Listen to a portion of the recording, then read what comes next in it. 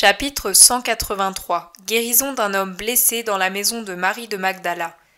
Le 12 août 1944. Le collège apostolique au complet se tient autour de Jésus. Assis sur l'herbe, à l'ombre d'un bouquet d'arbres, près d'un ruisseau, tous mangent du pain et du fromage, et boivent de l'eau du ruisseau qui est fraîche et limpide. Leurs sandales poussiéreuses montrent qu'ils ont déjà fait beaucoup de chemin, et que vraisemblablement, les disciples ne demanderaient qu'à se reposer dans l'herbe haute et fraîche. Mais l'infatigable marcheur n'est pas de cet avis. À peine juge-t-il l'heure la plus chaude passée, qu'il se lève et se dirige vers la route. Il regarde, puis se retourne et dit simplement « Allons ». Arrivé à une bifurcation, ou plutôt à un carrefour parce que 4 routes poussiéreuses se croisent à cet endroit, Jésus prend résolument celle qui va en direction du nord-est. « Nous retournons à Capharnaüm » demande Pierre. Jésus répond « Non, seulement non. »« Alors à Tibériade » insiste Pierre qui veut savoir.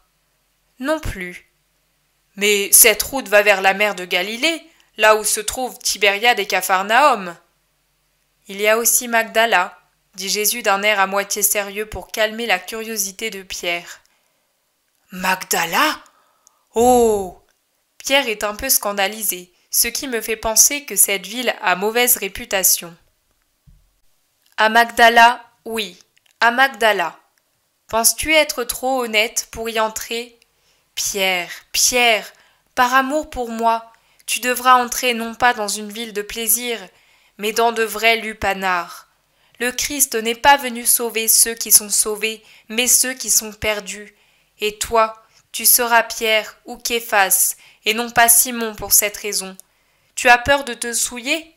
Non, même lui, vois-tu, et il indique le très jeune Jean. Même lui n'en subira aucun dommage.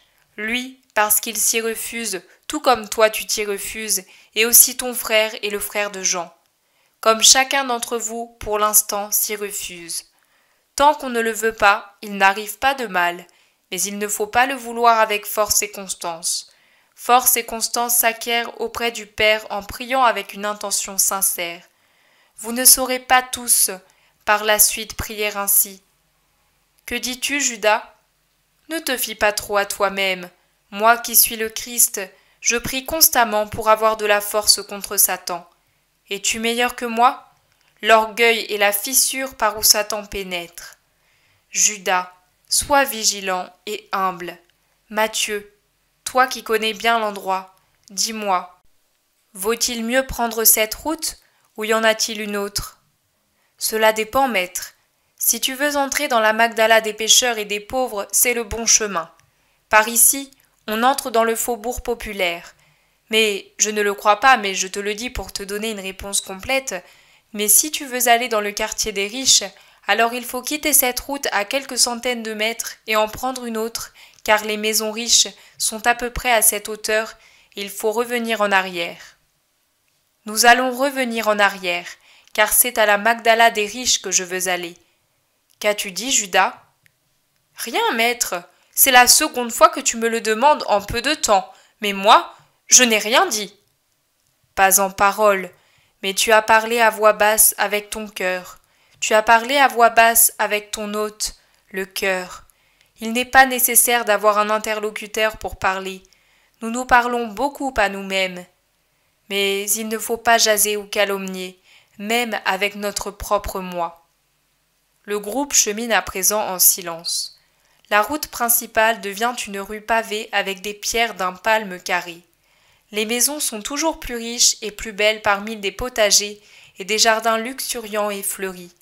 J'ai l'impression que la Magdala élégante était pour les Palestiniens une sorte de lieu de plaisir, comme certaines villes de nos lacs à Lombardie, Stresa, Gardone, Palanza, Balario, etc.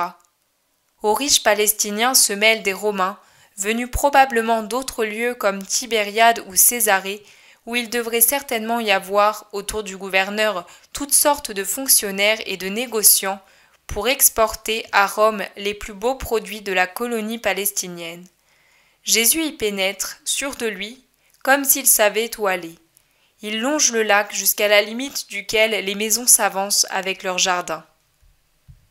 Des cris déchirants parviennent d'une riche demeure. Ce sont des voix de femmes et d'enfants, et une voix de femme très aiguë qui crie « Mon fils! Mon fils !»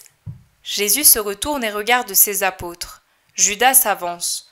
« Non, pas toi, ordonne Jésus. Toi, Matthieu, va t'informer. » Matthieu y va et revient. « C'est une rixe, maître. Il y a un homme mourant, un juif. » Le meurtrier s'est échappé, c'était un Romain. Sa femme, sa mère et ses petits-enfants sont accourus, mais il meurt. Allons-y. Maître, l'événement s'est produit dans la maison d'une femme qui n'est pas son épouse. Allons-y. Ils entrent par la porte ouverte dans un large et long vestibule qui donne ensuite sur un beau jardin. La maison semble divisée par cette espèce de péristyle couvert qui abonde en plantes vertes dans des vases, en statues et en objets de marqueterie. C'est quelque chose d'intermédiaire entre une salle et une serre.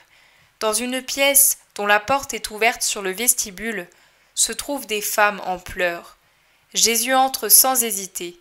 Pourtant, il ne leur adresse pas sa salutation habituelle.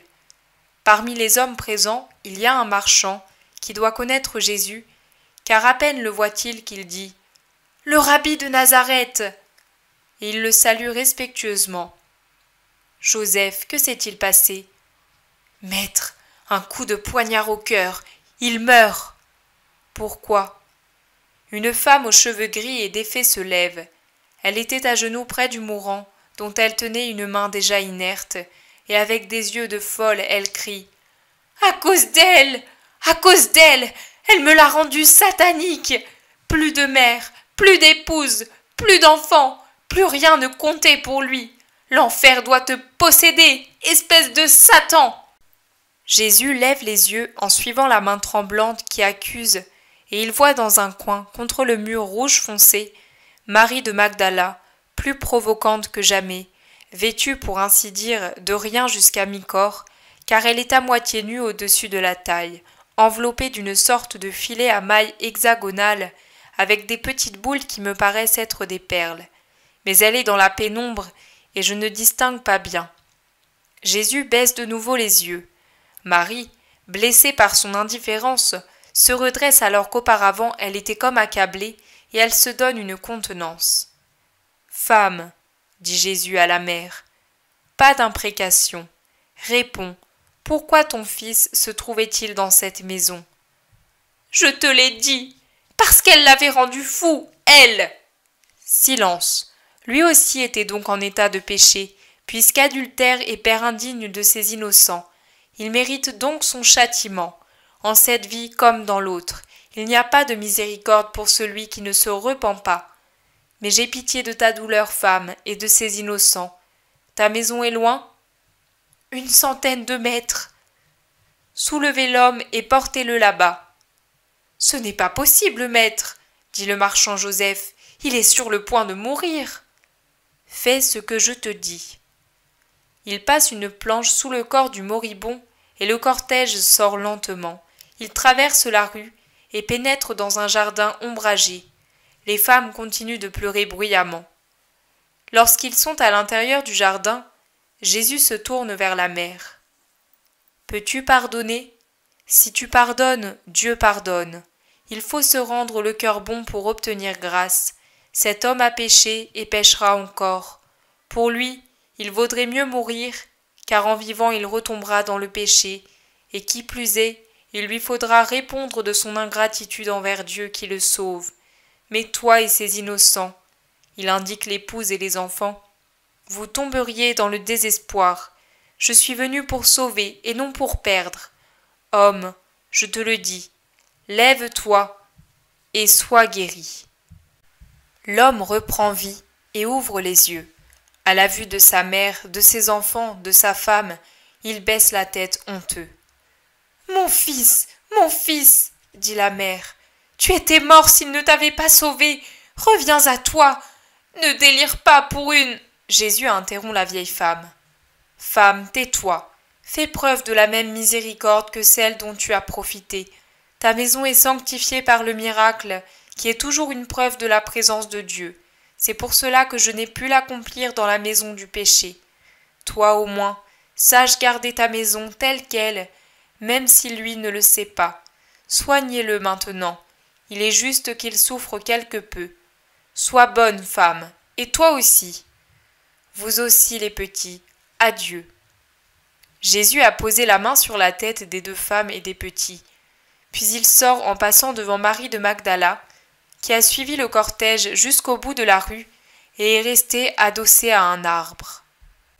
Jésus ralentit, comme pour attendre les disciples, mais je crois que c'est pour donner à Marie la possibilité de faire un geste. Mais elle ne le fait pas. Les disciples rejoignent Jésus, et Pierre ne peut se retenir de lancer à Marie, entre les dents, une épithète appropriée. Pour se donner une contenance, elle éclate de rire, ce qui constitue pour elle un bien pauvre triomphe. Mais Jésus a entendu le mot de Pierre, il se retourne et lui dit sévèrement « Pierre, moi, je n'insulte pas. N'insulte donc pas. Prie pour les pécheurs. Rien d'autre. » Marie cesse de rire, baisse la tête et s'enfuit comme une gazelle vers sa maison.